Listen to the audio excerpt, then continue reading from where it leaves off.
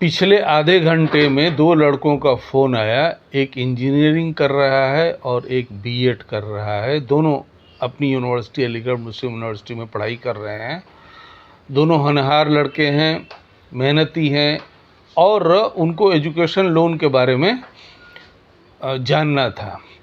बात यह है कि प्रोफेशनल कोर्सेज़ के लिए बैंक्स के पास में इनफ फंड्स अवेलेबल हैं।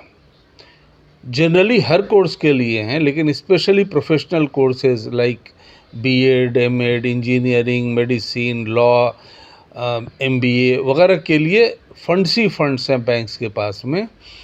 तुम सब लोगों को इसीलिए अपने फंड रिक्वायरमेंट को सीधे बैंक के पास जाओ। कोई दिक्कत हो हमको बताओ। Banks are more than willing to help all students irrespective of caste, creed, religion etcetera. हाँ, पहुंचना चाहिए उन तक। जब उन तक पहुंचोगे तभी वो जाहिर है तुम्हारी रिक्वायरमेंट जानेंगे। ये जैसे आईआईटी, आईआईएम है, वहाँ पर तो बैंक्स वाले ख़ुद खड़े रहते हैं कि साहब हमसे लोन लीजिए, लोन लीजिए, और उनका अमाउंट भी बड़ा होता है, 20 लाख एवरेज उसके आसपास होता है। तुम लोगों की ज़रूरतें जैसे अपनी यूनिवर्सिटी की ज़रूरतें तो बहुत कम है, 1-2 लाख एमबीबीएस के लिए, इंजीनियरिंग के लिए। तो इसलिए इस फैसिलिटी का इस्तेमाल करते हैं। खूब दिल खोल कर करो, कमाओ, ज़िम्मेदार बनो। देखो, तुम लोगों की उम्र में ज़िम्मेदारी सीख ले आदमी ज़िंदगी की तो फिर तमाम आसानियाँ आती जाती हैं। बहुत सारे मौक़ों पे हमने देखा, बहुत सारे लड़कों के मामले में, कि चूँकि उनके पेरेंट्स ने उनकी परवरिश कुछ ऐसी की कि उनके कंधों पर जिम्मेदारियाँ डालते नहीं गए। इसकी वजह से कुछ लड़के मैंने नोटिस किया कि थोड़ा गैर ज़िम्मेदार भी होते हैं। लेकिन हर हाल में जब यूनिवर्सिटी में एकेडमिक पढ़ाई कर रहे हो तो दुनिया की भी पढ़ाई करो कि ज़िम्मेदार बनो। एजुकेशन लोन लो, ज़िम्मेदार बनोगे, क्योंकि एजुकेशन लोन लोगे तो तुमको किसी से भी कर्ज़ लोगे फॉर एग्ज़ाम्पल, तो तुमको ये पता होगा कि हाँ, ये कर्ज़ हमको वापस करना है।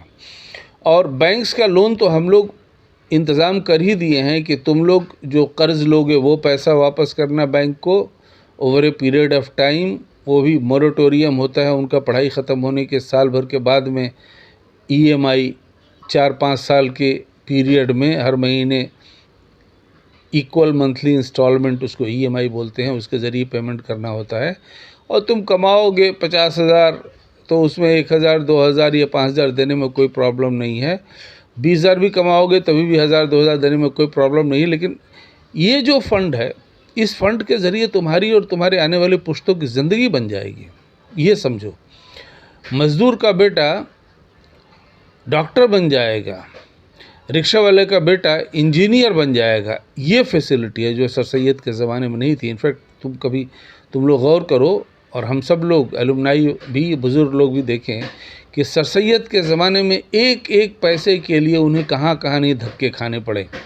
लोगों ने उनको जूता दिया। इनफैक्ट कहीं को बोल रहा था, किसी ने हाथ पे थूका, और क्या क्या कुफ्र के फतवे लगे, और कितनी दिक्कतें हुई। जो चंदा इकट्ठा किया 1 लाख रुपया, उस ज़माने में 1 लाख रुपया मतलब आज के मान के चलो कि 100 करोड़ हो सकता है। तो वो उनका जो ख़जांची था, कैशियर श्रीवास्तव, उसने गबन कर लिया।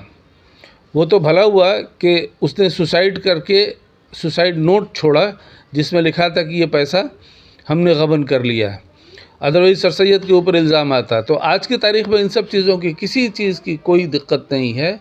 बैंक में पैसा है, हमारा ही पैसा है, हम उसको अपने काम के लिए इस्तेमाल कर रहे हैं। वापस बैंक को प्रॉफिट के साथ रिटर्न करेंगे और अपनी ज़िंदगी कामयाब बनाएंगे। तुम लोग इस फैसिलिटी को इस्तेमाल करो। इंटरेस्ट जो उसके ऊपर जो भी होगा वो हम उसको प्रॉफिट शेयरिंग बोलते हैं, इन्वेस्टमेंट बोलते हैं। वो इंटरेस्ट हम लोग मुस्लिम एजुकेशन ट्रस्ट की तरफ से इंतज़ाम कर देंगे देने का। तुम लोग बस पढ़ते जाओ, बढ़ते जाओ।